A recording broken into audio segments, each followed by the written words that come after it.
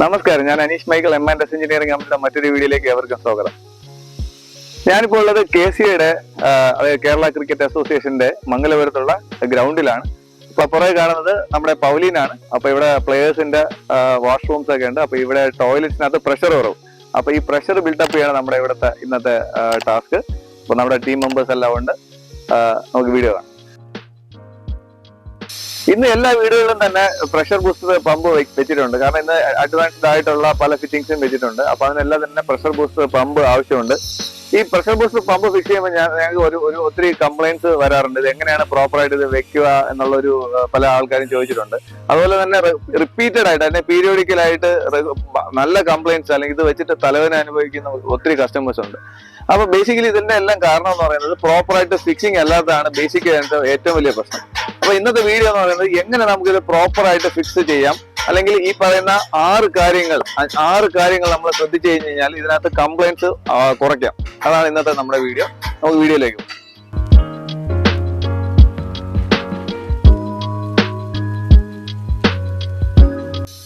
ഇത് ക്രോംപ്ടന്റെ CFMSMB 5D എന്ന് പറയുന്ന മൾട്ടി സ്റ്റേജ് പമ്പാണ് നമ്മളിവിടെ ഫിക്സ് ചെയ്യാൻ ഉദ്ദേശിക്കുന്നത്. ഇതാണ് പിന്നെ ക്രോംപ്ടന്റെ CFMSMB 5D 1HP മോഡല്. അപ്പൊ ഇതില് ഒരു ബേസിക് പമ്പ് ഉണ്ട്. ഇതൊരു നമ്മുടെ ഒരു പ്രഷർ ടാങ്ക് ഉണ്ട്, പ്രഷർ സ്വിച്ച് ഉണ്ട്. അതേപോലെ ഇവിടെ നമുക്ക് കാണാം, ഇവിടെ പ്രഷർ ഗേജ് ഉണ്ട്. അതുപോലെ ഇപ്പം തന്നെ ഈ ക്രോംപ്ടനിൽ ഏറ്റവും അഡ്വാൻറ്റേജ് ആയിട്ടുള്ള സാധനമാണ് ഈ ബിൽറ്റ് ഇൻ ഫ്ലോട്ട് സ്വിച്ച്. അതായത് ഡ്രൈ റൺ ആണെങ്കിൽ ഇത് കട്ട് ഓഫ് ആവാൻ വേണ്ടിയുള്ള ഒരു സ്വിച്ച് ആണ്. അതായത് വെള്ളം ഉണ്ടെങ്കിൽ മാത്രമേ ഈ പമ്പ് വർക്ക് ചെയ്യുള്ളൂ. ഇതിനെപ്പറ്റിയുള്ള കൂടുതലായിട്ടുള്ള ഡീറ്റെയിൽസ് ആയിട്ട് കൊടുത്ത വീഡിയോ ഞാൻ താഴെ ഡിസ്ക്രിപ്ഷനിൽ അതിന്റെ ലിങ്ക് കൊടുത്തേക്കാം. അതിനകത്ത് ഞാൻ എങ്ങനെ പമ്പ് സെലക്ട് ചെയ്യുന്നുള്ള ഡീറ്റെയിൽസ് കൊടുത്തിട്ടുണ്ട്. അപ്പൊ ഈ പമ്പ് നമുക്ക് ഇവിടെ ഫിക്സ് ചെയ്യാം. നമ്മൾ ബൂസ്റ്റർ പമ്പ് ഫിക്സ് ചെയ്യുമ്പോൾ 5 കാര്യങ്ങൾ ശ്രദ്ധിച്ചു കഴിഞ്ഞാൽ നമുക്ക് മാക്സിമം കംപ്ലൈന്റ്സ് ഒഴിവാക്കാം. അപ്പൊ ആ ഓരോ കാര്യങ്ങളാണ് ഞാൻ ഇവിടെ സംസാരിക്കാൻ പോണത്. ഏറ്റവും ആദ്യം നമ്മൾ ശ്രദ്ധിക്കേണ്ട കാര്യം എന്ന് പറയുന്നത് നമ്മുടെ ടാങ്ക് ഇരിക്കുന്നതിനേക്കാളും ലെവൽ താഴെ ആയിരിക്കും എപ്പോഴും പമ്പ് വരേണ്ടത്. അതാണ് ഒന്നാമത്തെ പോയിന്റ്. എങ്കിൽ മാത്രമേ വെള്ളം കറക്റ്റ് ആയിട്ട് ഫ്ലോ ചെയ്ത് വരത്തുള്ളൂ. ഇപ്പൊ ടാങ്ക് താഴെയും അല്ലെങ്കിൽ ടാങ്കിന്റെ ലെവൽ താഴെയും പമ്പ് ഹൈറ്റ് മേളിലോട്ടാണെന്നുണ്ടെങ്കിൽ ഇതിനകത്തൊരു ഇഷ്യൂ വരും. നോർമലി എയർ പ്രോബ്ലംസ് ഒന്നുമില്ലെങ്കിൽ ഇത് കറക്റ്റ് ആയിട്ട് സക്ക് ചെയ്ത് പൊക്കോണ്ടിരിക്കും. എപ്പോഴെങ്കിലും വെള്ളത്തിന്റെ ലെവൽ താഴെ പോവുകയാണെന്നുണ്ടെങ്കിൽ അടുത്ത് നമ്മൾ വീണ്ടും ഇതിന്റെ എയർ കയറാനുള്ള ചാൻസ് ഉണ്ടാവും. അപ്പൊ എയർ കയറി കഴിഞ്ഞാൽ പിന്നെ നമ്മൾ മാനുവലി വന്നിട്ട് എയർ റിലീസ് ചെയ്തെങ്കിൽ മാത്രമേ ഇതിന് ഏത് ബൂസ്റ്റർ വെച്ചാലും നമുക്ക് അതിനകത്ത് സോൾവ് ചെയ്യാൻ പറ്റുള്ളൂ. അപ്പോൾ എപ്പോഴും ശ്രദ്ധിക്കേണ്ട കാര്യം ടാങ്കിന്റെ ഹൈറ്റ് മേളിലും പമ്പിന്റെ ഹൈറ്റ് എപ്പോഴും താഴെ വരണം. എങ്കിൽ മാത്രമേ ഇത് പ്രോപ്പറായിട്ട് എയർ പ്രോബ്ലം ഇല്ലാതെ വർക്ക് ചെയ്യുള്ളൂ. രണ്ടാമത്തെ പോയിന്റ് എന്ന് പറയുന്നത് പ്രൊഡക്ഷൻ ലൈൻ വരുമ്പോൾ ഉറപ്പായിട്ടും പൈപ്പ് സൈസ് വലുതായിരിക്കും. ഇവിടെ നമ്മൾ നോക്കിക്കഴിഞ്ഞാൽ മനസ്സിലാവും, ഇവിടെ ഇൻപുട്ട് ലൈൻ വരുന്ന 1.5 ഇഞ്ച് ലൈനാണ്. 1.5 ഇഞ്ച് ലൈനാണ് നമ്മൾ റെഡ്യൂസ് ചെയ്ത് പമ്പിലോട്ട് പോകുന്നത്. അപ്പൊ പമ്പിന്റെ ലൈൻ വന്ന് ശരിക്കും 1 ഇഞ്ചാണ്. നമ്മളത് ഇൻപുട്ട് നമ്മൾ കൊടുക്കുന്ന ലൈൻ എപ്പോഴും വലിയ സൈസ് കൊടുത്തെങ്കിൽ മാത്രമേ എയർ പ്രോബ്ലംസ് നമുക്ക് കുറയ്ക്കാൻ പറ്റുള്ളൂ. ഈ പ്രഷർ ബൂസ്റ്റിനകത്ത് ഏറ്റവും വലിയ പ്രശ്നം വരുന്ന എയറിന്റെ പ്രോബ്ലമാണ്. അപ്പൊ അത് നമ്മൾ എവിടെയെല്ലാം കുറയ്ക്കാൻ പറ്റുമോ അവിടെയെല്ലാം കുറച്ച് കഴിഞ്ഞാൽ മാത്രമേ നമുക്കിത് ട്രബിൾ ഫ്രീ ആയിട്ട് ഓടിക്കാൻ പറ്റൂ. അപ്പോൾ ഇൻപുട്ട് ലൈൻ വന്നിട്ട് വലിയ സൈസ്, ഇവിടെ നമുക്ക് 1.5 ഇഞ്ച് ലൈൻ വന്നിട്ടുണ്ട്. അതിൽ നമ്മൾ റെഡ്യൂസ് ചെയ്തിട്ടാണ് 1 ഇഞ്ചിലോട്ട് പോണേ. തിരിച്ച് ഇത് പ്രഷർ ബൂസ്റ്റ് ചെയ്ത് വീണ്ടും നമുക്ക് ഇതിനകത്തോട്ട് 1 ഇഞ്ച് ലൈനിലോട്ട് തന്നെ കയറും. മൂന്നാമത്തെ പോയിന്റ് എന്ന് പറയുന്നത് നമ്മൾ സെക്ഷൻ ലൈനിൽ മാക്സിമം ബെൻഡുകൾ ഒഴിവാക്കുക. ബെൻഡ് വെൽബൊക്കെ വരുന്ന സമയത്ത് എപ്പോഴും എയറിന്റെ പ്രോബ്ലം വരാനുള്ള ചാൻസ് ഉണ്ടാവും. വെള്ളം ഫ്ലോ ചെയ്ത് വരാനുള്ള ആ ഒരു ടെൻഡൻസി കുറഞ്ഞു കിട്ടും. അപ്പൊ നമുക്ക് മാക്സിമം ഡയറക്റ്റ് കൊടുക്കാൻ നോക്കാം. നമുക്കിപ്പോ ഈ സൈറ്റിനകത്ത് 245 ഫിറ്റിംഗ്സ്. അപ്പൊ അത് മാക്സിമം നമുക്ക് ആ ഒരു ഫ്രിക്ഷൻ ലോസ് കുറയ്ക്കാൻ, എയറിന്റെ പ്രോബ്ലം കുറയ്ക്കാൻ വേണ്ടിയിട്ട് നമ്മൾ ബെൻഡ് ഉപയോഗിക്കുന്നില്ല. 45ന്റെ 2 ഫിറ്റിംഗ്സിൽ നമുക്ക് ഇത് ഫിനിഷ് ചെയ്യാനാണ് നമ്മളിപ്പോ ശ്രമിച്ചുകൊണ്ടിരിക്കുന്നത്. അപ്പൊ മാക്സിമം ബെൻഡുകൾ നമുക്ക് ഈ ബൂസ്റ്റർ ഫിറ്റ് ചെയ്യുമ്പോൾ ഒഴിവാക്കുക. അപ്പൊ ഞാൻ ഈ സൈറ്റിൽ യൂസ് ചെയ്യുന്നത് ഹൈബോണ്ട് എന്ന് പറയുന്ന സോൾവെന്റ് ആണ്. നമുക്ക് എല്ലാവർക്കും അറിയുന്ന ഒരു ബ്രാൻഡാണ്. ഇത് വന്നിട്ട് ഇതിന്റെ വെൽഡിംഗ് കപ്പാസിറ്റി അല്ലെങ്കിൽ മെൽറ്റായി സെറ്റ് ആവുന്ന കപ്പാസിറ്റി കുറച്ച് കൂടിയ ഒരു ബ്രാൻഡാണ്. ഇതാണ് ഇവിടെ യൂസ് ചെയ്യുന്നത്.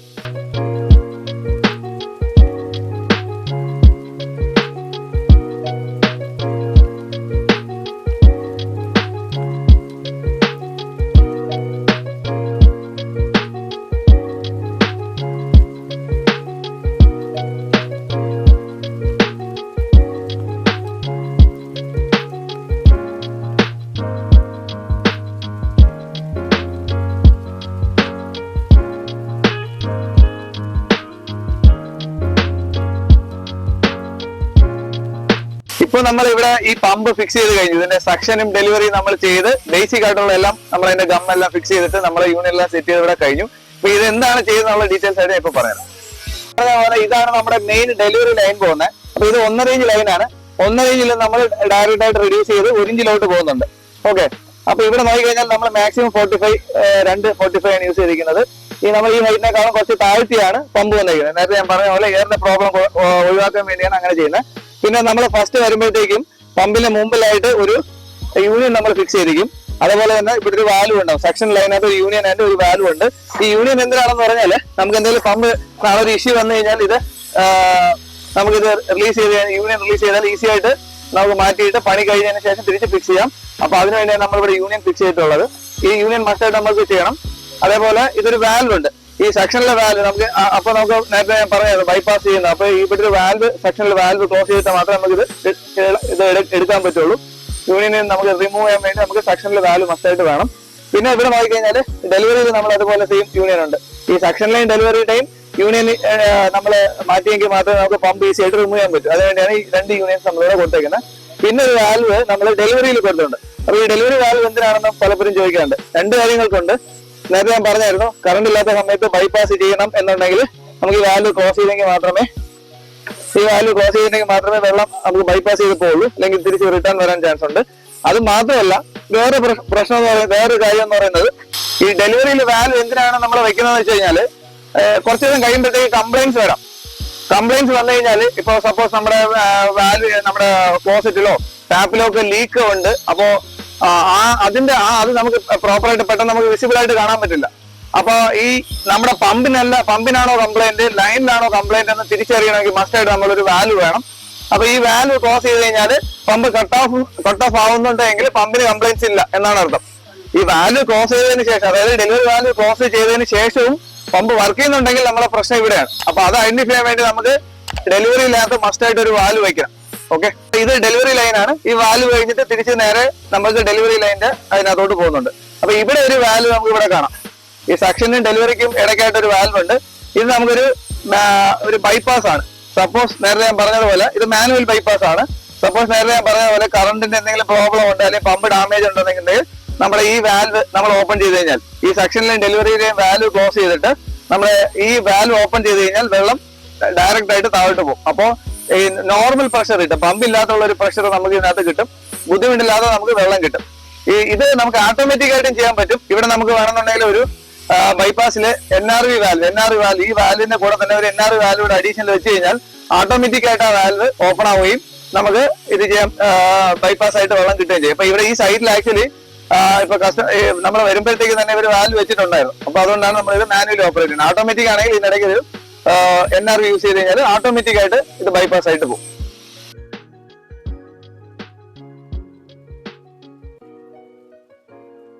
അപ്പൊ നമ്മൾ ഈ ഫ്ലോട്ട് സ്വിച്ച് ഇത് ഹോൾ ചെയ്ത് ടാങ്കിനകത്തോട്ട് ഇറക്കിയായിരുന്നു. അപ്പൊ താഴത്തെ ലെവലുമായിട്ട് നമ്മൾ ലെങ്ത് എല്ലാം പ്രോപ്പർ ആയിട്ട് മെഷർമെന്റ് എടുത്ത് നമ്മൾ ഇത് ലോക്ക് ചെയ്ത് വെച്ചിട്ട് ഇതിനകത്തോട്ട് പ്രഷർ ഈ ഫ്ലോട്ട് സ്വിച്ച് യൂസ് ചെയ്യാണ്. അതായത് ഇതിന്റെ അഡ്വാൻറ്റേജ് നേരത്തെ ഞാൻ പറഞ്ഞതുപോലെ ഇതിപ്പോ ഈ ഹാഫ് ടാങ്ക് വെള്ളം കിടപ്പുണ്ട്. ഇത് വെള്ളത്തിന്റെ പുറത്ത് ഇങ്ങനെ പൊങ്ങി കിടക്കും. ഇതാണോ, എന്നിട്ട് ഇത് എപ്പോഴാണോ ആ താഴത്തെ ഡെലിവറി പൈപ്പിന് തൊട്ട് മുന്നേ എത്തുന്നത് ആ സമയത്ത് ഇത് കട്ട് ഓഫ് ആയിരിക്കുകയും പമ്പ് സേഫ്റ്റി ആയിട്ട് വർക്ക് ചെയ്യുകയും ചെയ്യും. അതായത് ഡ്രൈ റൺ ആയിട്ട് പമ്പ് ഒരിക്കലും ഓടത്തില്ല. ഇതിൽ വെള്ളം ഉണ്ടെങ്കിൽ മാത്രമേ ഇത് പമ്പ് വർക്ക് ചെയ്യത്തുള്ളൂ. അപ്പൊ ഇത് മസ്റ്റ് ആയിട്ട് ഇത് യൂസ് ചെയ്യണം. ക്രോംപ്ടൺ ബ്രാൻഡിൽ ആക്ച്വലി ഇത് പമ്പിന്റെ കൂടെ തന്നെ വരും. മറ്റു ബ്രാൻഡുകളിൽ ചിലതിൽ വരാറില്ല. അഡീഷണൽ ആയിട്ട് ഫ്ലോട്ട് സ്വിച്ച് യൂസ് ചെയ്തെങ്കിൽ മാത്രമേ നമുക്ക് പമ്പിന് സേഫ്റ്റി ആയിട്ട് ഇരിക്കത്തുള്ളൂ.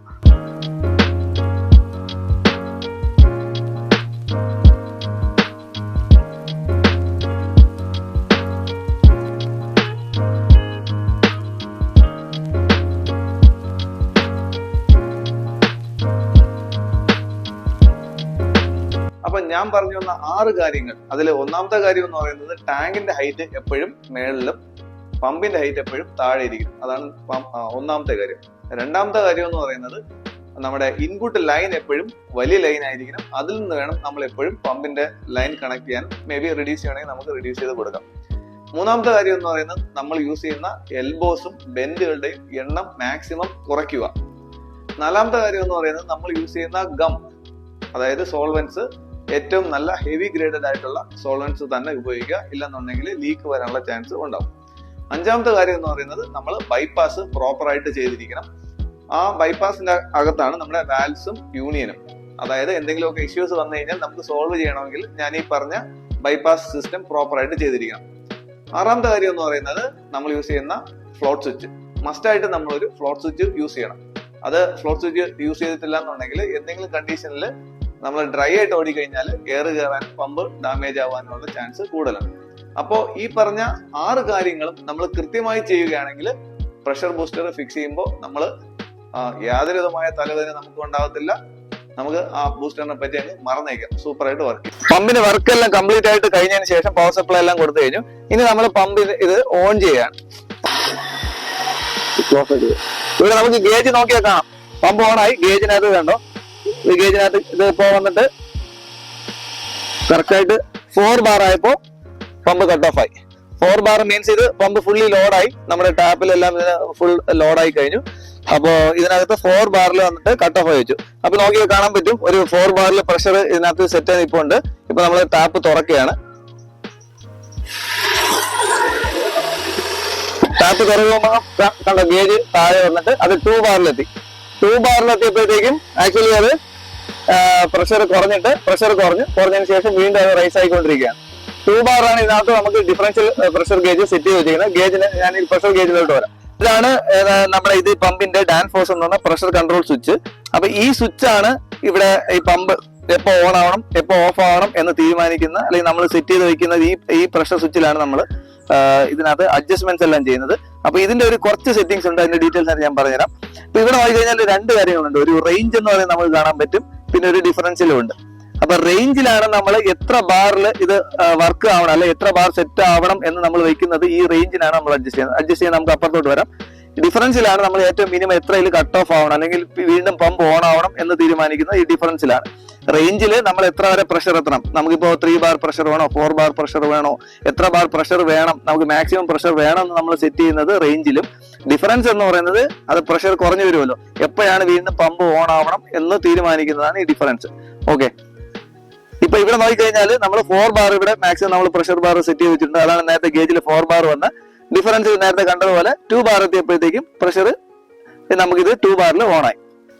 ഇതെങ്ങനെയാണ് ഇനി സെറ്റ് ചെയ്യുന്നത് നമുക്ക് കാണാം. ട്രാൻസ്ഫോഴ്സിന്റെ സ്വിച്ചിൽ, അതായത് നോർമലി കമ്പനി എന്ന് വരുമ്പോൾ ഇതിനകത്തൊരു ഇപ്പൊ 1 HP ആണെങ്കിൽ നോർമലി എല്ലാത്തിലും ഒരു 4 ബാർ മാക്സിമം പ്രഷറും 2 ബാർ മിനിമം പ്രഷറും അതിൽ സെറ്റ് ചെയ്ത് വരും. നോർമലി നമുക്ക് ഇതിൽ കൂട്ടുകയോ കുറയ്ക്കുകയോ ചെയ്യണം എന്നുണ്ടെങ്കിൽ ഇവിടെ സൈഡിൽ നോക്കിക്കഴിഞ്ഞാൽ ഒരു 3 സ്ക്രൂസ് നമുക്ക് കാണാം. മെയിൻ ആയിട്ടുള്ള ഒരു 3 സ്ക്രൂ.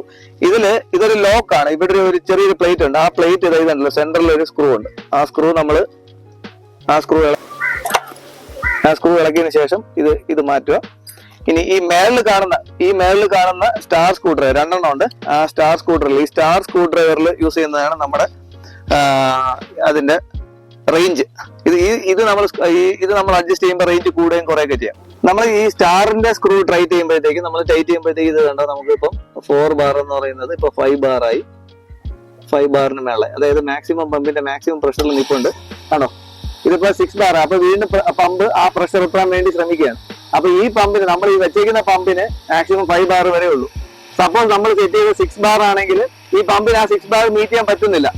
അപ്പൊ പമ്പ് ആ പ്രഷർ എത്താൻ വേണ്ടി വീണ്ടും ട്രൈ ചെയ്തോണ്ടിരിക്കും. അപ്പൊ അത് എത്തത്തില്ല, കാരണം പമ്പിന് മാക്സിമം 5 ബാർ വരെ പറ്റത്തുള്ളൂ. അപ്പൊ നമ്മൾ 6 ബാർ സെറ്റ് ചെയ്ത് കഴിഞ്ഞാൽ ഒരു കാരണവശാലും ഈ പമ്പ് ഓഫ് ആവത്തില്ല, അത് ചുമ്മാ കിടന്ന് ഓടിക്കൊണ്ടേയിരിക്കും. അതിന് പകരം നമ്മൾ ചെയ്യുന്ന മാക്സിമം പ്രഷർ, നമുക്കിപ്പോ 5 ബാർ പറ്റുമെന്നുണ്ടെങ്കിൽ ഞാനിപ്പോ തിരിച്ച് കുറയ്ക്കുകയാണ്. 5 ബാറിൽ സെറ്റ് ചെയ്ത് കണ്ടോ, ഈ പമ്പിന് മാക്സിമം 5 ബാർ വരും. അതായത് അറ്റ് എ ടൈം ഇപ്പൊ നമ്മുടെ ഈ പ്രഷർ ലൈനിൽ 5 ബാർ പ്രഷർ ഉണ്ട്. അപ്പൊ നമുക്കത് കുറച്ച് വെച്ച് കഴിഞ്ഞാൽ വേറെ പ്രശ്നമൊന്നുമില്ല. നമ്മളിത് ഇപ്പൊ ഒരു 4 ബാർ, അതൊക്കെയാണ് നോർമൽ പ്രഷർ. 1 HP നമുക്കിപ്പോ 5 ബാത്റൂംസ് ഒക്കെ ഉണ്ടെങ്കിൽ ഈ പമ്പിൽ മാക്സിമം ഒരു 4 ബാർ സെറ്റ് ചെയ്താൽ മതി, വേറെ പ്രശ്നമൊന്നുമില്ല. ഓക്കെ, അത് കറക്റ്റ് ആയിട്ട് വർക്ക് ചെയ്യും. ഇനി നമുക്ക് ഇതിനകത്ത് പ്രഷർ എങ്ങനെ കുറയ്ക്കണം, നമുക്ക് സപ്പോസ് 3 ബാർ മതി പ്രഷർ എന്നുണ്ടെങ്കിൽ ഇത് നമുക്ക് മാക്സിമം പ്രഷർ 3 ബാർ മതി എന്നുണ്ടെങ്കിൽ ഈ ഗേജിൽ നമ്മൾ അത് കുറച്ചിട്ട് 3 ബാറിലോട്ട് സെറ്റ് ചെയ്തിരിക്കാം. ഇപ്പൊ നോക്കിയാൽ ഞാൻ പ്രഷറിൽ 3 ബാറിലാണ് സെറ്റ് ചെയ്തിരിക്കുന്നത്. അപ്പൊ ഇത് 3 ബാർ, ഗേജ് 3 ബാർ ആയപ്പോഴത്തേക്ക് നോക്കൂ കട്ട് ഓഫ് ആയി. 3 ബാർ എത്തിയപ്പോഴത്തേക്കും പമ്പ് കട്ട് ഓഫ് ആയി. എങ്ങനെയാണ് നമുക്ക് പ്രഷർ കുറയ്ക്കാൻ പറ്റുന്നത്. നമുക്കിപ്പോ 2 ബാർ ആക്കണമെന്നുണ്ടെങ്കിൽ വീണ്ടും നമ്മൾ കുറച്ച് കഴിഞ്ഞാൽ 2 ബാർ ആവും. എപ്പോഴാണോ 2 ബാർ അപ്പൊ ഓട്ടോമാറ്റിക്കലി പമ്പ് കട്ട് ഓഫ് ആവും. അപ്പോൾ ഈ ഡിഫറൻസ് നമ്മുടെ റേഞ്ചിലാണ് ഈ പ്രഷർ കൂട്ടുകയും കുറയ്ക്കുകയും ചെയ്യുന്ന സാധനം. ഈ സൈഡിൽ രണ്ടാമത്തെ സ്വിച്ച്, നേരെ നമ്മൾ സംസാരിച്ചത് ഈ സ്റ്റാർ സ്ക്രൂ ഡ്രൈവറിനതും, രണ്ടാമത്തത് മൈനസ് സ്ക്രൂ ഡ്രൈവറുമാണ്.